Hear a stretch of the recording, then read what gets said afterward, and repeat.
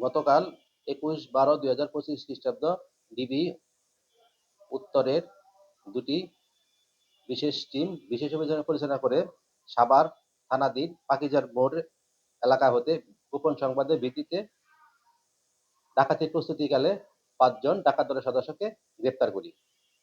তাদের নাম রাজীব, রবিউল মিয়া, পাবেল, আবুল বাশার, মনির হোসেন। তাদের ৩ জনের বিরুদ্ধে ডাকাতি, ছিনতাই, চুরি সহ একাধিক মামলা রয়েছে এবং তাদের হেফাজত হতে একটি ধারালো ছোরা, একটি কাঠের লাঠি, ৩টি লোহার রড উদ্ধার করা হয়।